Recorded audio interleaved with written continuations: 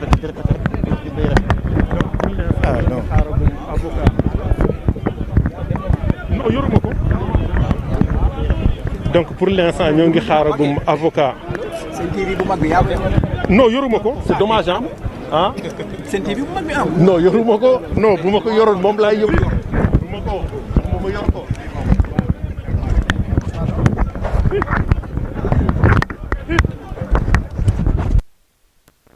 oui fiable. Maître merci Baye merci. Voilà. Oui fiable.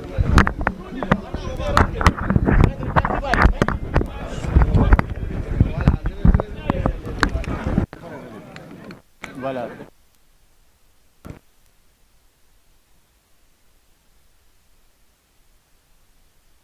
donc avocat défense. mais El Hadj Diouf nga gërëm na ñëpp. daanaka dañ doon xaar mu jóge fii mais daf mel ni maître El Hadj Diouf dafay def provocation summi na robb bi ñoo waxaat maître c'est ici. non yéen kay fu ngeen bëgg rek. c'est bon maître fii baax na non fii baax na non fii baax na maître.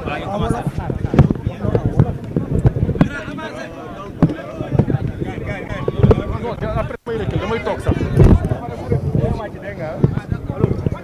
waaye dindil ma sama kat bi teel ma ko kat bi teel ma.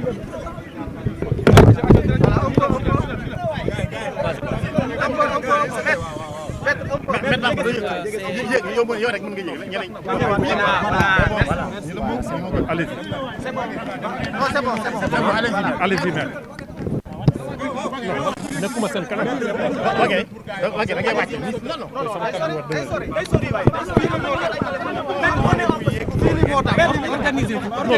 non. non mais boo yéegee rek mu baax. yow rek bu yéegee rek.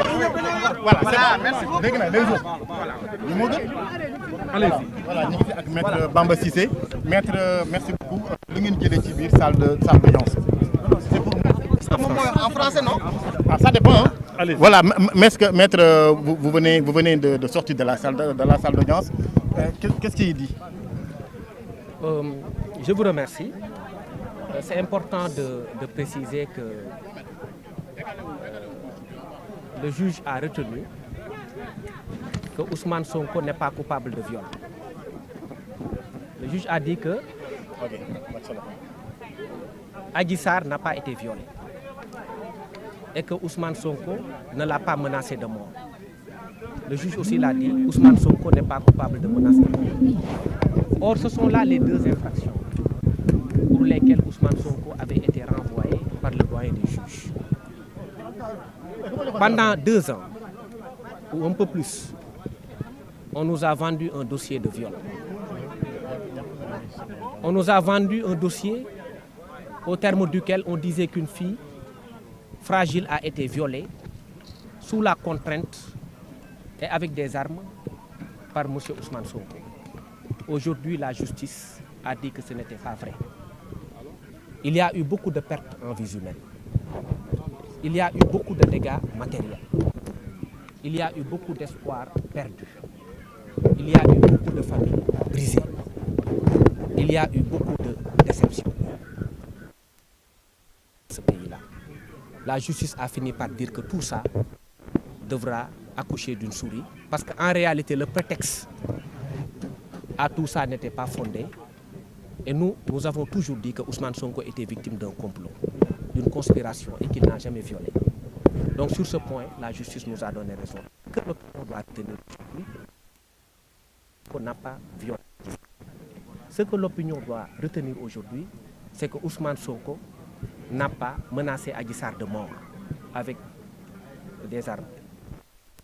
Je pense qu'il faut que les choses soient éclaircies, parce que c'est important. Si on considère que Ousmane Sonko n'a pas violé Adji Sarr, c'est qu'il y a eu une conspiration derrière cette affaire-là. Et c'est important. Il faut que ceux qui sont derrière cette affaire de viol rendent compte. Rendent compte. C'est ce que nous réclamons. Vous avez l'intention d'interjeter appel? Nous avions déjà déposé une plainte devant le doyen des juges pour complot, pour association de malfaiteurs. À qui? Et devant le doyen des juges. La plainte n'a pas eu de suite. J'espère qu'aujourd'hui cette plainte sera traitée. Parce que dès lors Dès lors qu'on considère que Ousmane Sonko n'a pas violé Adji Sarr, il est clair qu'il y a une conspiration dans cette affaire-là. Je rappelle que la peine est de 2 ans. Et je rappelle à l'opinion que la peine est une peine d'inéligibilité qui ne permet pas à Ousmane Sonko d'être candidat à la compétition électorale de 2024. Et pour moi, il s'agissait pour nous de la défense. L'objectif était de salir un homme. Cet objectif n'a pas été réussi. L'autre objectif était de le rendre inéligible. Cet objectif a eu l'effet escompté parce qu'aujourd'hui, avec cette peine-là et en l'état actuel des choses, Ousmane Sonko ne peut pas être candidat à la compétition électorale de 2024. Maître, voulez-vous nous dire exactement les amendes et tout ça? Le verdict carrément. Rappelez-nous carrément le verdict, s'il vous plaît. Il s'agit d'une peine d'emprisonnement de 2 ans ferme pour corruption de la jeunesse. Parce que Ousmane Sonko a été acquitté pour viol, il a été également acquitté pour menace de mort. Il a été condamné à payer 20 millions à la partie civile qui, comme vous l'avez constaté, était en larmes parce qu'elle pensait qu'elle devait être satisfaite parce que simplement Ousmane Sonko devait être condamné pour viol. Mais à l'issue de ce procès, la justice ne lui a pas donné raison. Il lui a dit que Ousmane Sonko ne vous a pas violé, madame. Est-ce possible de faire appel? En matière de contumace, il n'est pas possible de faire appel. Mais sur le plan technique, on avisera. Pour ce qui concerne les conduites à tenir dans le cadre des actes à poser, on avisera. Je ne voudrais pas m'épancher devant la presse sur des questions qui relèvent de la stratégie de la défense. Merci beaucoup. Voilà kooku maître Bamba Cissé la woon moo ki doon tënk noonu ci cadre français bi dañu ñëw ci wolof bi. di sant yàlla maître Ousseynou Ngom bokk ci collectif ñiy défendre Ousmane Sonko. di sant yàlla bu baax. di rappeler ne atte bi jolli na tey attekaay bi naam Ousmane Sonko teewul ci atte gi setal na ko ci li nga xam ne loolu lañ ko doon toppee ci njëlbeen te muy mbirum viol ak menace de mort ndax dafay baax buy amee ñu delluwaat ca gannaaw ba mbar ba amee tàmbalee li xewoon may rappeler ne Ousmane Sonko ñaar lañ ko doon topp dañ ko doon toppee viol mooy nga sàkku nit ki lu dul ci coobareem ci ay anam yoo xam ne tamit yoon daf ko bañ lu ci mel ni menace de mort lu ci mel ni contrainte ak yu ni mel beneen bi menace de mort ci boppam nga xam ne dafa bokk élément constitutif sax beneen infraction boobu di viol loolu moo indi tey procédure bi ngeen gis nii yëpp loolu moo indi bakken yi nga xam ne rot na te may profiter également ci occasion bi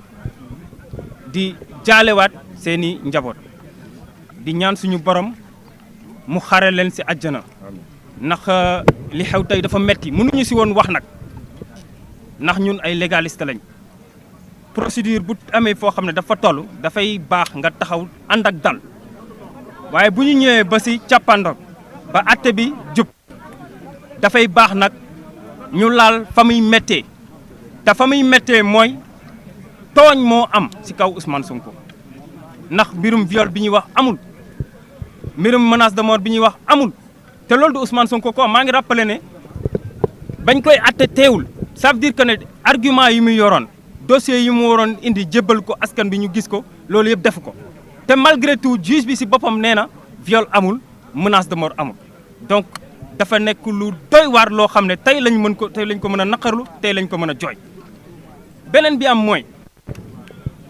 décision bi nga xam ne juge bi rànd na ko infraction bi nga xam ne moom la retenir ci Ousmane Sonko bokk mooy corruption de la jeunesse may rappeler ne kayit bi nga xam ne juge d'instruction moo saytu woon dossier bi jébbal ko chambre criminelle pour mu atte Ousmane Sonko corruption de la jeunesse boobu nekku ci dafay baax tamit ñu leeral ko corruption de la jeunesse bi ci jour biñ koy atte ko procureur génnee teg ko ci table bi ñun débattruñ ci parce que fekkewuñ waaye buñ ci débattroon dañu leen leeral askan bi ne leen corruption de mineur de la jeunesse boobu waxi caaxaan la waxi tappale la ndax corruption de la jeunesse ñoom jënuñu ñu ko xam mënuñu ko toppee atte ko Ousmane Sonko ndax corruption de la jeunesse mook li ñuy wax incitation à la débauche mook li ñuy wax proxénétisme ñoo bokk cas pour mu mën a am il faut ki nga xam ne moom lañ ko teg daan mu siy tiire li ñuy wax subside mooy alal wala lu ni mel Ousmane Sonko mënuñu ko toppee corruption de la jeunesse donc waxi caaxaan la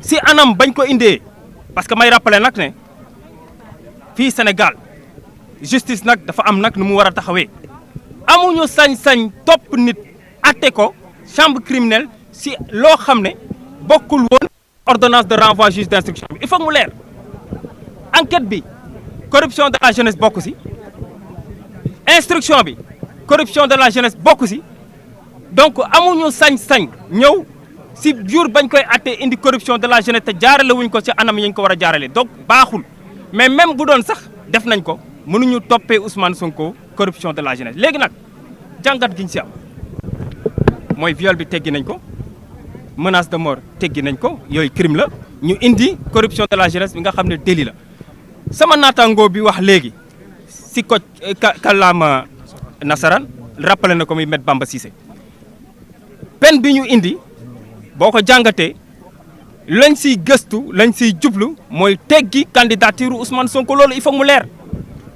mu leer léegi nag dafay jox dëgg ñi doon wax te man mii ma njëkk si ne leen objectifu ñi nga xam ne ñoo teg lii mooy teggi candidature Ousmane Sonko tey jii am nañ dëgg si ñooñu beneen dëgg bi ñu am mooy ñi nga xam ne dañoo defoon complot pour daaneel Ousmane Sonko lu mu bari présenté wu nekk candidat am nañ dëgg si ñoom léegi nag li des ba des chacun assumera ses responsabilités maanaam ku nekk la nga sa doon da nga ko assumer ba mu mat sëkk te ñu nag dina leen topp duñu leen bàyyi may rappeler si loolu tamit te di jël askan bi à témoin ne leen ay plainte déposé woon nañ ko depuis le début pour ñëpp ñi nga xam ne dañoo laale woon si mbir bi te ñu leen doon toppee pour complot loolu réaffirmer nañ ko ba ñu demee si juge d'instruction bi tey nag ñi ngi xaar ay réponse ndax nag bu ngeen jàppee benn instant ne bakken yi rot dañ koy jël faxas teg fale yéen a ngi nax seen bopp képp ku si laalee dinañ la topp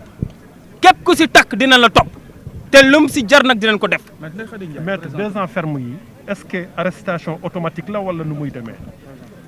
si loolu dinañ si addu ndax xam nga lu tax dafa nekk ay question de procédure yoo xam ne teel nañ pour ñu mën si wax ñun daal lu ñu mën mooy jottali askan bi li xew li ñu mën mooy leeral askan bi que ne Ousmane Sonko bi nga xam ne ma nga nii këram ñu barricade la nga xam ne loolu lañ ko toppee woon sa njëlbeen teggi nañ ko li ma leen di ñaan nag ñoom mooy comme teggi nañu tuuma yooyu viol bi nga xam ne moo ñu yóbbee li yëpp nañu dem këram dindi lañ fa def loolu dama koy wax askan bi nañu am seen fula nañu dem teggil barrière yi nga xam ne moom lañ teg kër Ousmane Sonko ndax wax léegi nag bu desee ba des nag caaxaan a des ndax viol la woon ak menace de mort setal nañ ko ba mu set li si topp yëpp ay caaxaan la nañ dem dindi barrière yi nañ dem dindi barricade bi c'est une demande sociale te nag caaxaanuñu kafuñu caaxaanuñu je vous remercie. Merci beaucoup maître. kay fii voilà maître. wàccal tuuti maître wàccal. Sénégal bi la Sénégal. Sénégal bi waaw foofu baax na maître voilà. maître Fréchi. maître Firé. notre ami. maître Clédor Ciré. Bon, voilà, tout le monde a entendu les grand wàccal sa loxo grand fi nga taxaw baaxul de. bon yaa ngi taxaw si kanamu caméraman yi quand même.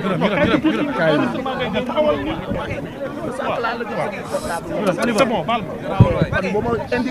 baal ma. S'il vous plaît, s'il vous plaît, s'il vous plaît. Bon, s'il vous plaît là. Bon, je peux commencer? Oui, allez-y. Voilà, vous avez tous suivi le verdict. Et je crois que cela fait sourire. Il est clair que le complot d'État dont nous parlions depuis le début était avéré. Et la décision rendue aussi rentre et reste toujours dans ce complot d'État. Tout un pays a été pris en otage pendant au moins 2 ans. Il y a plus de 2 ans. Il y a eu des morts, 24 morts, dit-on. Sans compter qu'il peut y avoir des morts qui ne soient pas encore listés. Et des centaines de blessés. Les libertés publiques confisquées. La liberté d'opinion confisquée. Et des mesures de banditisme érigées en règle de droit avec des enlèvements, des séquestrations. Aujourd'hui, ce complot a été éventré simplement parce que la commande qui était faite par l'État du Sénégal au juge n'a pu être livrée. Parce que la marchandise était pourrie. Le viol, la corruption, déjà l'opinion publique avait son opinion là-dessus. Et les juges qui avaient la commande de le condamner n'ont pu donc livrer la commande et ont effectivement confirmé ce que l'opinion avait déjà jugé et retenu. Cependant, il y a eu une substitution de la commande avec une marchandise tout aussi pourrie. Parce que la justice a trouvé le moyen de condamner Ousmane Sonko pour incitation de la jeunesse à la débauche. C'est technique, je n'y reviens pas. Mais ce qui peut être compris par tout le monde, c'est que nul ne peut être jugé sans qu'il soit mis en mesure et en mesure de se défendre sur les éléments qui lui sont reprochés. Ousmane n'a jamais été poursuivi pour cette infraction. Il n'y a jamais eu d'enquête, ni de police, ni judiciaire, et l'ordonnance de renvoi et de mise en accusation devant la chambre criminelle n'a jamais visé cette infraction. Cette infraction n'a pas aussi été débattue à l'audience. Donc, vous comprenez que le juge ne pouvait que s'en tenir à l'acquittement, puisqu'il a acquitté Ousmane du crime de viol, et l'a acquitté et l'a relaxé, n'est-ce pas, de l'infraction de menace de mort. Parce qu'il s'agit de deux infractions distinctes. L'une, c'est un crime, l'autre, c'est un délit.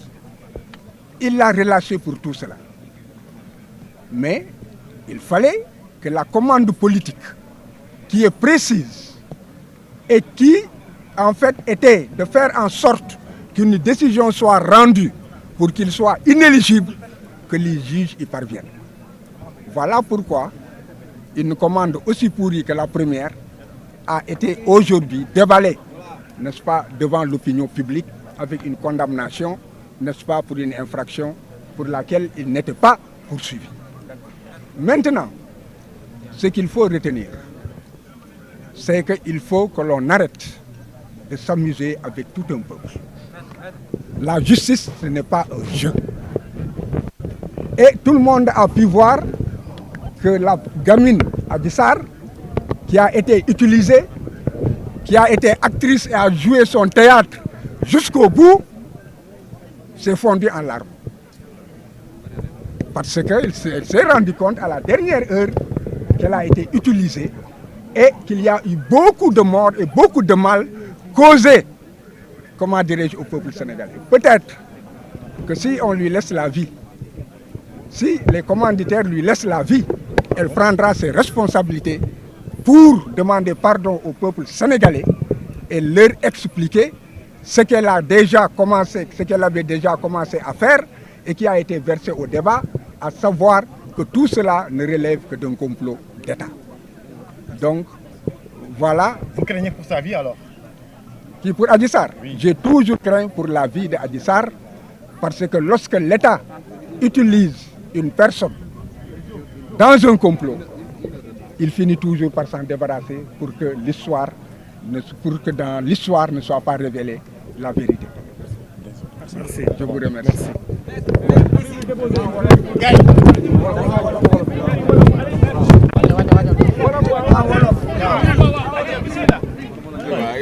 Le nom.